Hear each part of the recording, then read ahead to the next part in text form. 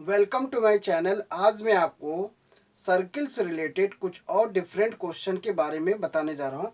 Question दिया हुआ है, एक gardener wants to fence a circular garden of a diameter 21 metre.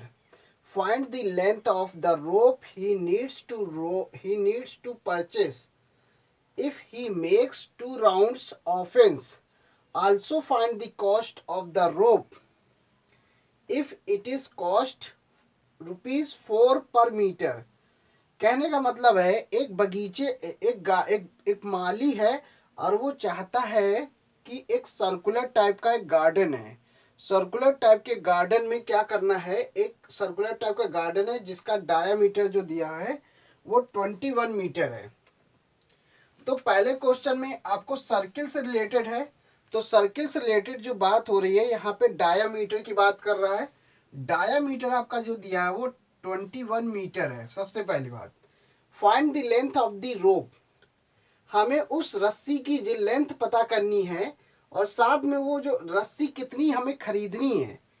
If he makes 2 rounds, अब बात करते हैं सर्कुलर गार्डन दिया हुआ, उसमें 2 राउंड लगाने हैं, एक राउंड और एक और राउंड, 2 राउंड टोटल लगेंगे।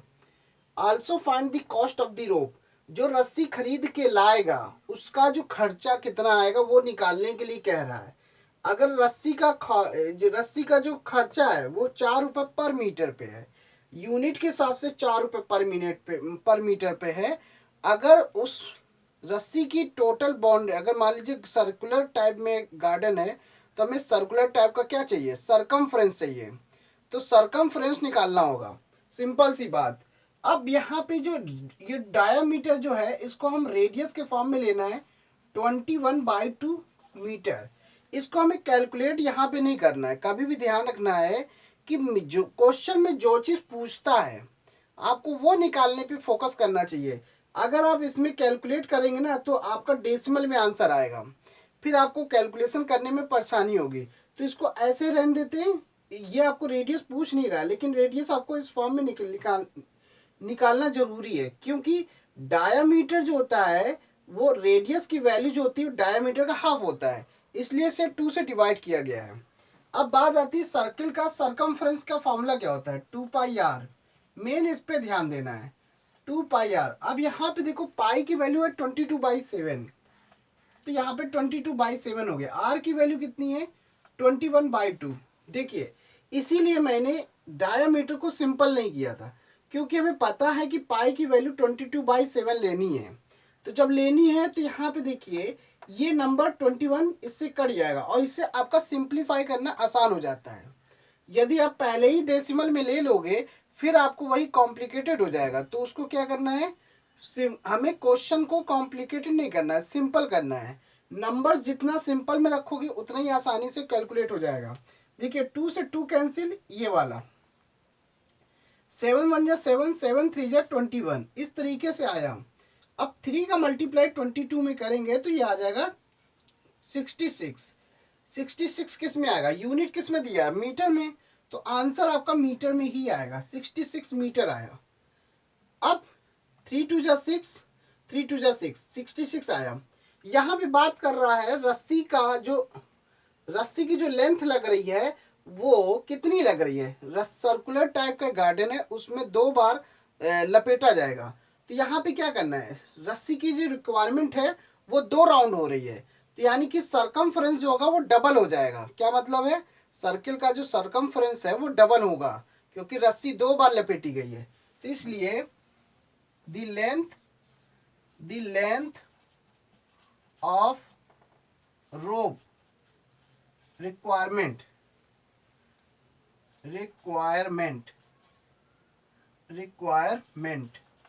रस्सी की रिक्वायरमेंट कितनी है, तो यानी कि सरकमफ्रेंस का डबल करना है।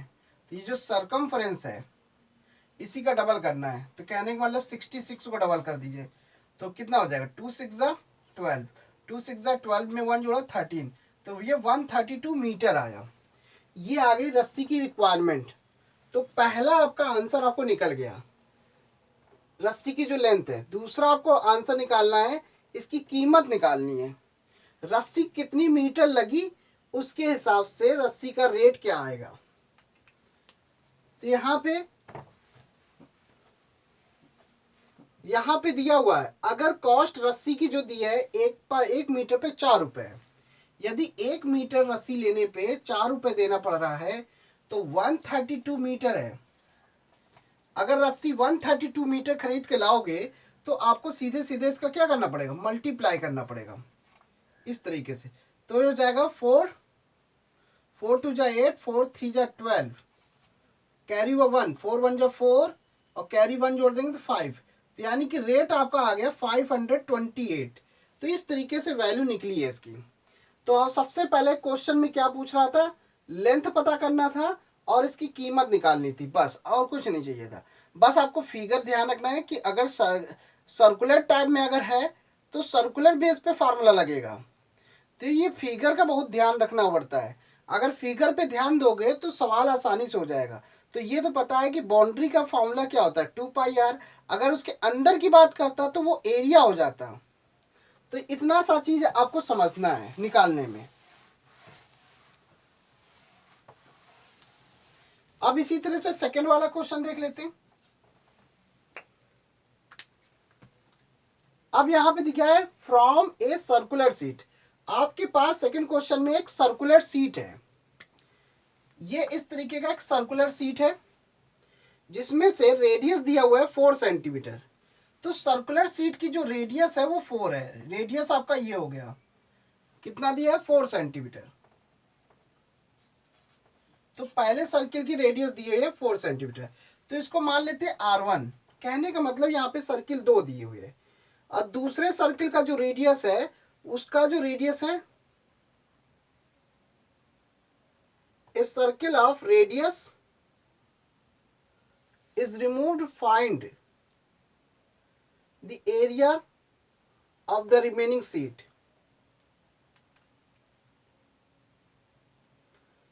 a circular sheet of radius 4 centimetre और एक सर्किल ऑफ रेडियस, एक सर्किल है उसका रेडियस जो है वो 3 सेंटीमीटर है।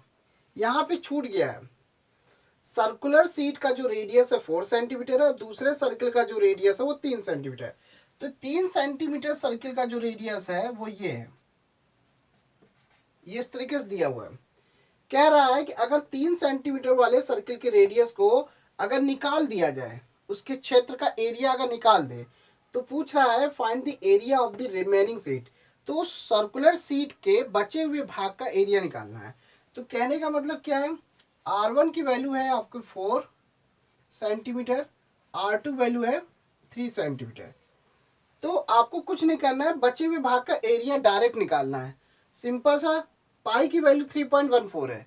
यदि आपको क्वेश्चन में ये तब रखेंगे जब वैल्यू अगर 22/7 से ना कट रही हो, तब आप इसकी वैल्यू रख सकते हैं इस तरीके से।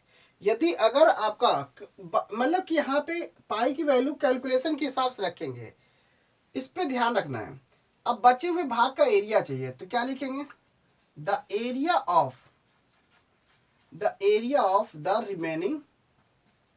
रिमेनिंग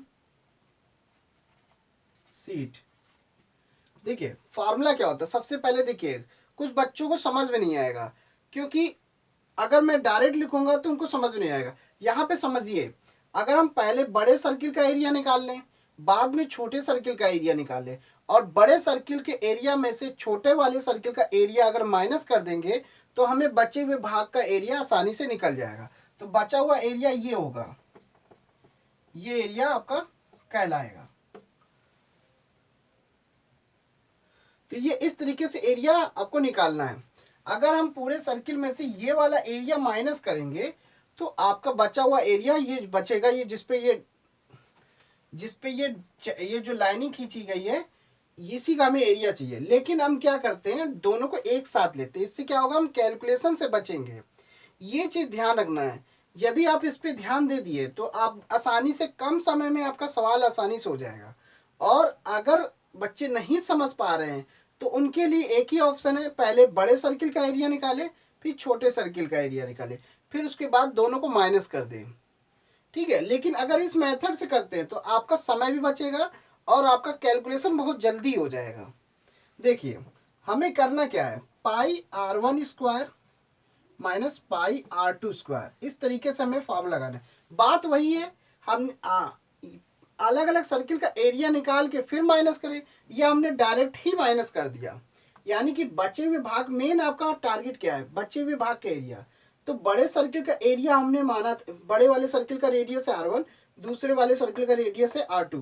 तो ये छोटे वाले सर्किल का है, ये बड़े वाले सर्किल का है। तो इसलिए हमेशा ध्यान रखना, जो सर्किल बड़ा होता है उसको पहले लेना है। पाई r1 square pi r2 square, circle का जो एरिया होता है वो फार्मूला होता है पाई r स्क्वायर, लेकिन यहाँ पे सर्किल 2 है इसलिए हमने r1 r2 से इंडिकेट किया गया है। अब यहाँ पे क्या करते हैं, पाई को कॉमन ले लेते हैं। पाई जैसे ही कॉमन लेंगे इस तरीके से आपका दिखेगा पाई। अब यहाँ पे देखिए r1 की वैल्यू आपकी 4 है, 4 का स्क्वायर, r2 वैल्यू है 3।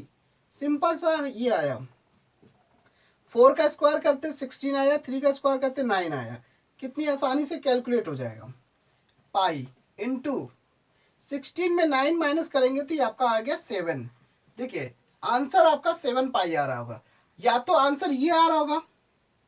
कुछ बच्चे यहीं तक छोड़ देंगे, अगर उनको कुछ बच्चे यहाँ तक छोड़ देंगे तब भी उसका आंसर सही माना जाएगा। लेकिन अगर आपको आगे भी करना है तो आपको पाई की वैल्यू क्या रखनी है, अगर आप 3.14 रखते हैं तो आपको मल्टीप्लाई करना होगा। लेकिन अगर आपने पाई की वैल्यू 22/7 रख दी तो मल्टीप्लाई करने की जरूरत नहीं पड़ेगी, सीधे सीधे आंसर आपका 22 ही आएगा। मेन 22 आएगा। कहने का मतलब क्या, तो 22 सेंटीमीटर स्क्वायर, यूनिट में सेंटीमीटर स्क्वायर। तो बचे हुए भाग का जो एरिया आएगा 22 सेंटीमीटर स्क्वायर आएगा। कितनी आसानी से, कैलकुलेशन भी नहीं, ज़्यादा कैलकुलेशन में नहीं फंसे और आसानी से निकल गया। तो सवाल आपको ऐसे ही मिलेंगे, बस आपको ध्यान रखना है कि आप उस क्वेश्चन को कॉम्प्लिकेट ना करें। सवाल में कैलकुलेशन पे ध्यान देना है कि आपका जो वैल्यू कट रही है तो हमें वो सम कब रखना है, 22/7 कब रखा, क्योंकि यहाँ पे 7 है इसलिए 7 से ही कट जाएगा। और बचा कुछ ये जो बचा 22 बच गया, आसानी से हमें कुछ नहीं करना पड़ा, कैलकुलेशन से भी बच गए। तो मेन आपको ये चीज ध्यान रखना है। तो 22 सेंटीमीटर स्क्वायर हो गया। तो बस हमें इस क्वेश्चन में एरिया निकालने के लिए कह रहा था और कुछ नहीं कह रहा है।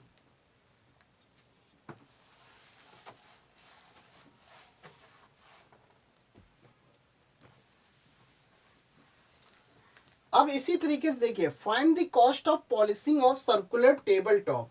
मान लीजिए एक सर्कुलर टाइप का एक सर्कुलर बेस में एक टेबल है, टेबल दिया हुआ है जिसका डायामीटर दिया हुआ है d इक्वल टू 1.6 मीटर है। अगर इस सर्कुलर टेबल की पॉलिशिंग कर दी जाए, यानी कि सर्कुलर टेबल के जो सरफेस को अगर पॉलिश कर दिया जाए तो उसका यूनिट में जो आंसर है, इसका जो एरिया है 15 रुपए पर मीटर के स्क्वायर से है। इसे हम ऐसे लिख सकते हैं, the rate of polishing is ₹15 रुपए पर मीटर स्क्वायर। यदि आप नहीं भी लिखते हैं तो तब भी आपको ये समझ में आ रहा है, रेट लिखा हुआ। रेट मतलब होता है, रेट हमेशा जब भी निकलता है वो रेट अगर दिया है तो वो यूनिट में ही होता है। रेट हमेशा यूनिट में होता है। तो 15 रुपए मीटर स्क्वायर है। मीटर स्क्वायर का मतलब क्या हुआ, 1 मीटर स्क्वायर पे 15 रुपए पे करना है, ये चीज ध्यान रखना है। पर मीटर स्क्वायर पे 15 रुपए देने। तो आपको इसमें कुछ नहीं करना है, सिर्फ एरिया आपको निकालना है सरफेस का, मतलब कि टेबल टॉप का एरिया निकालना है। तो टेबल टॉप आपका कैसा है, सर्कुलर शेप में है, तो सर्कुलर शेप का एरिया क्या होगा उसी हिसाब से निकालना है। तो क्या निकालना है, area of circular table top. Table top language आपको बनानी आनी चाहिए। क्वेश्चन में जो चीज दिया होता है उसी को इंडिकेट करना होता है। यहाँ पे टेबल टॉप दिया है इसलिए मैंने टेबल टॉप लिखा। यहाँ पे सर्कुलर सीट दिया था, यहाँ पे सर्कुलर सीट था सेकंड वाले में, तो हमने सर्कुलर सीट लिखा। वहां पे सर्कुलर गार्डन, यहाँ पे गार्डन की बात कर रहा है तो गार्डन की बात हो रही है। फेंस का मतलब होता है बाउंड्री। तो ये चीज ये चीज आपको क्वेश्चन में पढ़ते पढ़ते आपको समझ में आ जाना चाहिए हमें लैंग्वेज किस तरीके से बनानी है। तो आपको पता होना चाहिए यहाँ पे एरिया की बात कर रहा है, एरिया आपको निकालना है तो फॉर्मूला आपका लगेगा एरिया ऑफ, यहाँ पे सर्कुलर लिखा हुआ तो सर्कुलर लिख दिया। सर्कुलर कैसा है, टेबल, कौन सा सर्कुलर भाग है, टेबल टॉप। टेबल टॉप कैसा है, सर्कुलर बेस में। तो बस इतना सा आपको लैंग्वेज लिखना है, सीधे फॉर्मूला लगा दिए, पाई आर स्क्वायर फार्मूला। अब पाई की वैल्यू कितनी है, पाई की वैल्यू 22/7 लिख देते हैं यहाँ पे। पाई की वैल्यू अगर नहीं भी दी है तब भी आपको पाई की वैल्यू या तो 22/7 लिखें या 3.14 लिखें। ये आपको हमेशा दिमाग में बैठा लेना चाहिए। तो ज़रूरत के हिसाब से पाई की वैल्यू 22/7 रखिए और ज़रूरत के हिसाब से 3.14 भी रख सकते हैं। आंसर दोनों का वही है, डिवाइड करने पे आंसर यही आता है। और अब यहाँ पे डायामीटर दिया, डायामीटर कितना दिया है 1.6। रेडियस की बात करेगा तो यह हो जाएगा 1.6 का आधा, डायामीटर का आधा हो जाएगा, क्योंकि रेडियस जो होता है डायामीटर का हाफ कर देगा। तो यानी कि 1.6/2 1.6। तो देखिए हमें कैलकुलेशन यहाँ नहीं करना है, सिंपल सा। अब इसको हमने क्या किया, 11 कर दिया और अब ये कटेगा नहीं, सिंपल सी बात है। तो यहाँ पे 11 किया और 16 का स्क्वायर कितना है, डेसिमल का कंफ्यूजन मत रखिएगा। यहाँ पे पहले 16 का स्क्वायर निकालिए। 16 का स्क्वायर कितना होता है, 16 इंटू 16 का मल्टीप्लाई करेंगे तो 256 आता है। 256 आया। अब बात आती है यहाँ पे डेसिमल है। डेसिमल कितने अंक के पहले, एक अंक के पहले ये, एक अंक के पहले ये, टोटल 2 अंक के पहले लगेगा बटे 7, ये आ गया इस तरीके से। अब यहाँ पे देखिए कट, अगर कट जाए तो ठीक है, नहीं कटता तो क्या कर सकते हैं, 7 3 जा 21 तो 4 आएगा, ये कटेगा नहीं। अगर हम इसको मल्टीप्लाई करेंगे तभी इसका निकलेगा। यहाँ पर रेट की बात कर रहा है तो पहले हम रेट निकाल लेते हैं। तो ये क्या निकला, मीटर स्क्वायर, मीटर स्क्वायर निकला। अब यहाँ पे रेट निकाल लेते हैं। द रेट नहीं, द कॉस्ट ऑफ पॉलिशिंग, यहाँ पे पॉलिशिंग का खर्चा निकालना है। The cost of polishing table top के पॉलिशिंग कराना है। तो यहाँ पे 15 रुपये पर मीटर स्क्वायर के हिसाब से है। तो सीधे सीधे डायरेक्ट मल्टीप्लाई करना है, तो हम कर देते हैं।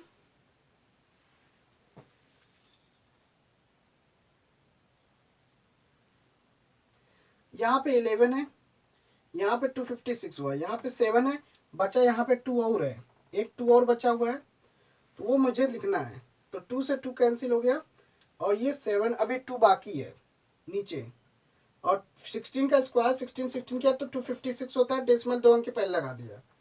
अब इसकी ज़रूरत हमें नहीं है। अब यहाँ पे 15 रखेंगे, 11 इंटू 2.56 बटे 7 इंटू 2, इतना हमने किया। कैलकुलेशन अब आपको यहाँ पे करना है, यहाँ पे किया। यहाँ पे एरिया पूछ नहीं रहा है, सिर्फ रेट पूछ रहा है, कॉस्ट क्या होगी, बस। कैलकुलेशन मेन आपका यहाँ पे है।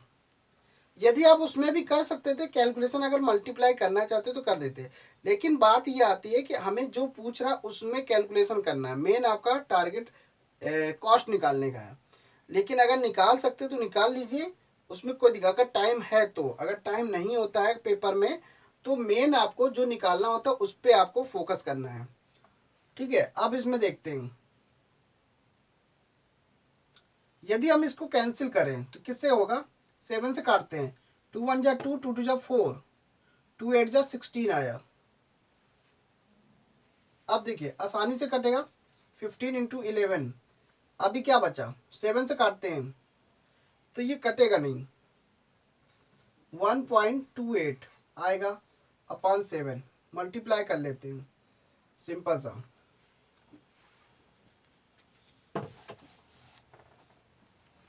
वन पॉइंट टू एट का मल्टीप्लाई 11 से करते हैं तो कितना आ जाएगा,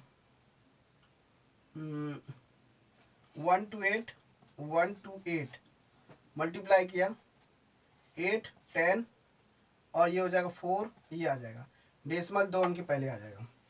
तो इसका मल्टीप्लाई करने पे 15 हो गया और ये आपका 14.08 आ गया अपॉन 7। अब फिर मल्टीप्लाई करना पड़ेगा 15 से। देखिए 15 से डिवाइड करते हैं, 5 8 जा होता है 40, 5 4 जा 20, 20 का 0, कैरी हुआ 2, 5 1 जा 5, 5 में 2 जोड़ा, 5 8 जा 40 लिखा, फिर 5 का मल्टीप्लाई 0 में किया, 0 ही हुआ, कैरी 4 जोड़ दिया, 5 4 जा 20, 20 का 0, कैरी हुआ 2, 5 1 जा 5, 5 में 2 जोड़ाएंगे तो 7 आ जाएगा। कट्टम लगाते हैं 8 0 4 1। अब यहाँ पे ऐड करते हैं 0 12, ऐड करने पे 7 और 4 11 और ये 2, तो इतना आया। तो डेसिमल कितने अंक पहले होगा? 2 अंक पहले, तो 2 अंक पहले लगा दिया। अब आपका मेन मल्टीप्लाई हो गया, क्या बचा? 211.20 अपॉन 7, ये आया मेन आपका आंसर 211.20। अब 7 से डिवाइड कर देते हैं, देखिए सिंपल सा डिवाइड करते हैं, 211.20, 7 से वो डिवाइड करना पड़ेगा, 7 3 जा 21, 1 लगाया, डेसिमल लगाया, फिर 2 बढ़ाया, ठीक है। अब यहाँ पे 7 1 जा 7, 7 1 जा 7, कितना बचा? 5 बचा,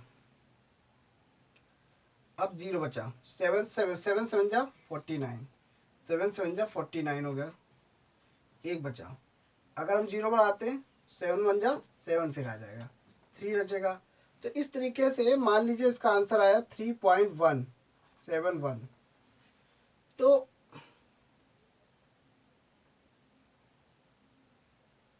यहाँ पे देखिए एक चीज़ है, यहाँ पे मैंने डेसिमल भी लिया, लेकिन यहाँ पे हमें 0 लगाना पड़ेगा। क्यों लगाना पड़ेगा? क्योंकि यहाँ पे हमने डबल डिजिट लिया है, क्योंकि यहाँ पे 1 तो हमने उतार ही लिया, डेसिमल लगा है, क्योंकि डेसिमल है तो डेसिमल लगाना पड़ेगा, और एक साथ डबल डिजिट लिया। तो जब एक साथ डबल डिजिट लिया तो पहले हम 0 लगाएंगे, बाद में डेसिमल लगाएंगे। तो मेन आपका आंसर क्या आ जाएगा? 30.17। तो ये वाला नंबर लेने की जरूरत नहीं है। तो मेन आंसर आपका डेसिमल के 2 डिजिट तक चाहिए होता है। तो आंसर आपका रुपए में, आंसर जो आ रहा है रुपए में आ रहा है, यानी कि जो पॉलिश का जो चार्ज है वो कॉस्ट 30 रुपीज़ आ रहा है, मेन 30 रुपीज़ है।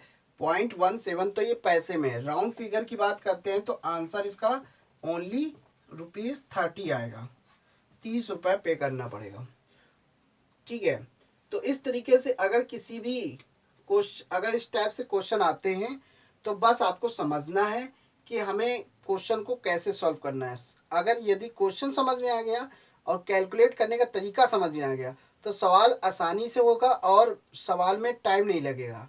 लेकिन अगर आपने पहले ही क्वेश्चन को कॉम्प्लिकेट कर दोगे फिर कैलकुलेशन में प्रॉब्लम होगी। इसलिए पहले आपको कैलकुलेशन में, पहले आप जो भी चीज़ गिवन होती है उसको रखिए, पहले आपको शो करना होता है जो भी क्वेश्चन में दिया होता है, और उसके बाद हम फार्मूले में वैल्यू पुट करते हैं, जो हमें निकालना होता है वहाँ पे जाके कैलकुलेट करते हैं। यदि आपके पास समय हो तो उसको आप सॉल्व कर सकते हैं, तो कोई दिक्कत नहीं है। यदि आपके पास समय नहीं है तो मेन आपका जो पूछ रहा बस उसको सॉल्व करना है। तो thanks for watching my video, धन्यवाद।